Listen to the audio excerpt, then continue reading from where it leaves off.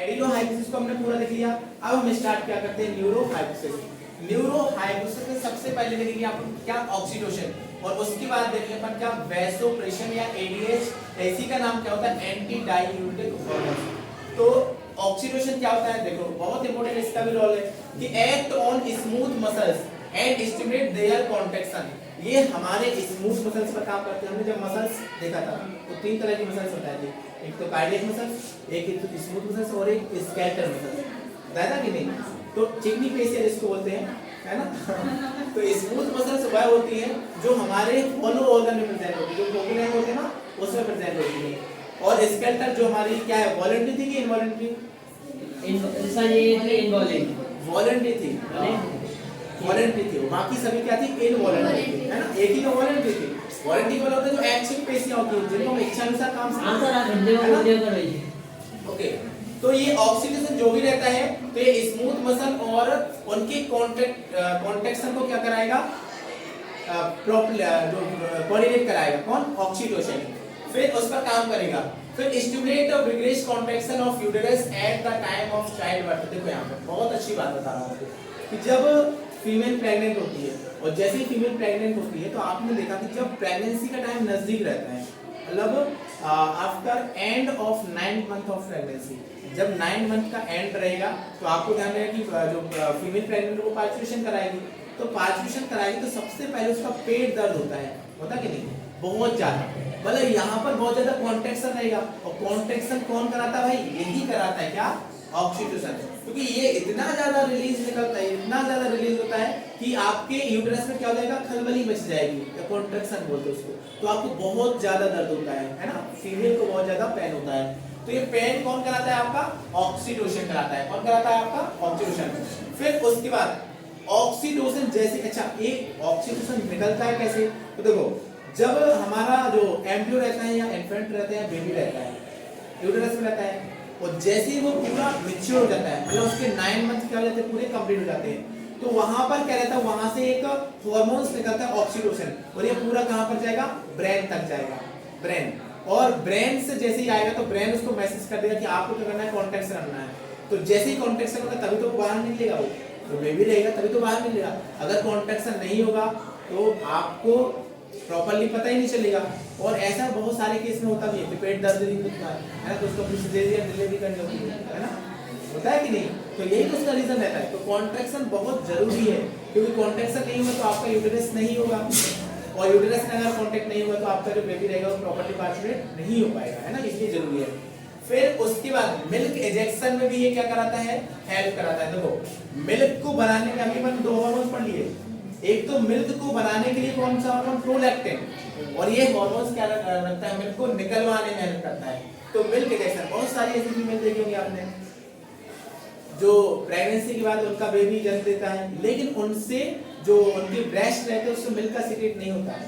Doctor के पास जाते हैं तो डॉक्टर क्या देगा, अच्छा पहली बात तो ये ऑक्सीटोसिन निकलना चाहिए, और ऑक्सीटोसिन नहीं निकलता तो इसलिए जो मिल्क का इजेक्ट होता है मिल्क नहीं निकलता है फीमेल से, और उसी को बोलते हैं कि मिल्क आपका निकल नहीं रहा है। तो मिल्क को इंजेक्शन कराने में भी कौन हार्मोन करता है आपका, ऑक्सीटोसिन। इसके बाद देखते हैं अपन वैसोप्रेशन या एडीएच या एंटी डाययूरेटिक हार्मोन्स। तो ये क्या होते हैं, it act kidney and stimulate resorption of water, reabsorption of water and electrolytes by the distal tubules। तो देखो जो आपके एडीएच रहते हैं, ऐसी को हम क्या बोलते हैं, वैसोप्रेशन बोलते हैं। तो ये क्या करते हैं, किडनी से ये क्या करेंगे, रिजॉर्प्शन करेंगे किसका, वाटर और इलेक्ट्रोलाइट का, और रिड्यूस करते हैं loss of water through the urine. मतलब अगर एडीएच नहीं होता तो हम तो क्या है, सपोज अगर हमने 4 लीटर पानी पिया तो पूरा 4 का 4 ही निकाल देते, लेकिन ऐसा होता क्या नहीं, क्योंकि एडीएच क्या कराता, आपको यूरिन के रूप में वाटर का कम लॉस हो तो वो काम कराता, कौन, एडीएच, मतलब आपकी वॉशरूम को कम करता है ये। और अगर हम पानी तो बहुत ज्यादा पीते हैं, है ना, तो ये एडीएच क्या कराएगा, आपकी वॉशरूम रिड्यूस लॉस ऑफ, लिखा है इसमें रिड्यूस लॉस ऑफ वाटर, मतलब पानी का कम लॉस कराता है थ्रू द यूरिन, और इसी को हम क्या बोलते हैं, डाययूरेसिस, क्या बोलते हैं इसको, डाययूरेसिस। और मैंने आपको ये समझाया था उस टाइम जब अपन पढ़ रहे थे चैप्टर 19 पढ़ रहे थे ना, 19 एक्स के प्रोडक्ट वाला, उसमें बताया था आपको। अब देखते हैं हम डिसऑर्डर। तो अब स्टार्ट हो जाते हैं अब क्या डिसऑर्डर। तो डिसऑर्डर तो समझते हो ना, डिसऑर्डर का मतलब क्या होता है बीमारी। क्या होता है बीमारी। इसको भी अपन स्टार्ट करते हैं। तो सबसे पहले देखेंगे हम pituitary dwarfism. Pituitary dwarfism, dwarfism क्या होता है, इसमें क्या रहता है, इसकी ग्रोथ रुक जाती है। इसमें क्या होता है, ग्रोथ रुक जाती है। इसी को बौनापन नहीं बोलते हैं, क्या बोलते हैं बौना, क्या बोलते हैं बौना। तो देखो, तो ये जो पिट्यूटरी ड्वार्फिज्म होता है ये कॉज क्या है, ये हाइपोसीक्रेशन ऑफ जीएच। अब आप सोचो कि अगर मैं हूं और मेरे अंदर ग्रोथ हार्मोन रिलीज हो रहा तो हमारी ग्रोथ प्रॉपर्ली होगी कि नहीं? yes, और ग्रोथ हार्मोन्स रुक जाए, अच्छा ग्रोथ हार्मोन्स हमारे अंदर रुक जाए तो हमारी ग्रोथ रुक जाएगी, और ग्रोथ रुक जाएगी तो उसको ही क्या बोलेंगे हम, ड्वार्फिज्म बोलेंगे। और इसका देखो आ गया ना, सिम्टम्स क्या है, सडन ग्रोथ, स्टंट ग्रोथ या सडन ग्रोथ। तो इसमें हमारी ग्रोथ रुक जाती है। तो हम बौने क्यों हो जाते हैं, क्योंकि हमारे अंदर जो जीएच हार्मोन्स होता है वो रिलीज तो होता है लेकिन टाइम के बाद रुक जाता है, और उसी की वजह से हमारी ग्रोथ रुक जाती है। अच्छा रोकता कौन है, उसके पहले पढ़ रहा है सोमेटोस्टेटिन, क्योंकि जीएनआरएच क्या है, गोनेडोट्रोपिन रिलीजिंग हार्मोन, और उसको रोकने वाले हार्मोन्स को हम क्या बोलेंगे, सोमेटोस्टेटिन बोलेंगे। तो यही तो रोक देता है और इसी की वजह से हम बौने हो जाते हैं। समझ रहे हो ना? अब इसके बाद क्या है, गिगैंटिज्म या जाइगेंटिज्म, जो भी आप कहो।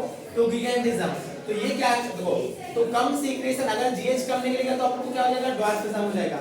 और अगर जीएच ज्यादा निकलेगा, जीएच का मतलब क्या होता है, ग्रोथ हार्मोन, जीएच ज्यादा निकलेगा तो उसी को हम क्या बोलेंगे, गिगैंटिज्म या जाइगेंटिज्म। अच्छा जाइगेंटिज्म क्या होता है, इसमें एबनॉर्मल ग्रोथ ऑफ बॉडी, क्या होता है एबनॉर्मल ग्रोथ ऑफ बॉडी, मतलब हमारी बॉडी क्या हो जाती है, एबनॉर्मल हो जाती है, मतलब बहुत विशाल हो जाएंगे, है ना। मतलब आपकी बॉडी देखो, एबनॉर्मल का मतलब ही क्या होता है कि जो नॉर्मल ना हो। जैसे अभी आप नॉर्मल है कि नहीं, अगर आपसे बोल दिया चलो आपको यहाँ तक ग्रोथ करना है तो क्या आप नॉर्मल हो, क्या नहीं, एबनॉर्मल हो जाएगा। तो ये कैसे होता है कि जब आपके अंदर ज्यादा ग्रोथ हार्मोन रिलीज हो जाएंगे तो आप क्या होंगे, एबनॉर्मल ग्रोथ ऑफ बॉडी। फिर देखते हैं अपन एक्रोमेगेली, क्या होता है एक्रोमेगेली। तो एक्रोमेगेली क्या होता है, मिडिल एज में होता है। किसमें होता है, मिडिल एज में, और इसमें भी हाइपर सीक्रेशन हो जाता है किसका, ग्रोथ हार्मोन का। जैसे आपकी जो मिडिल एज रहती है, जैसे आपका जो टाइम ड्यूरेशन है शुरुआत से लेके 80 वर्ष का, लेकिन अगर आपके 40 साल में ये हार्मोन्स रिलीज हो जाए, कौन सा हार्मोन, ग्रोथ हार्मोन, तो इसकी वजह से क्या हो जाएगा आपका, इसी को बोले हम एक्रोमेगेली।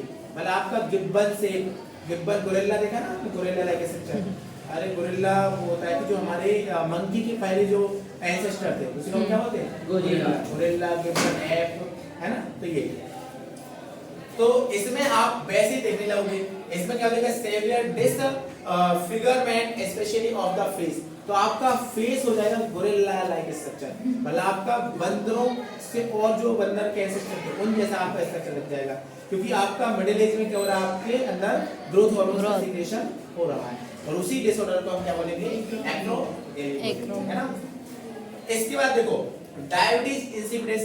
डायबिटीज इंसिपिडस क्या होता है, तो इसके कारण क्या होता है, हाइपोसीक्रेशन ऑफ एडीएच।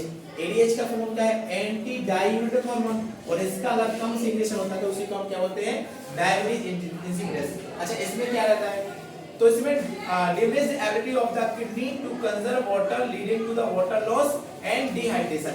इसमें जो हमारी किडनी रहती है, किसमें, डायबिटीज इंसिपिडस में, तो जो भी हमारी किडनी रहती है तो ये पानी को, किसको, वाटर को, तो वाटर को कंजर्व करने में ये क्या हो जाती है, अयोग्य हो जाती है, वाटर को ये कंजर्व नहीं कर पाती है, and water loss and dehydration.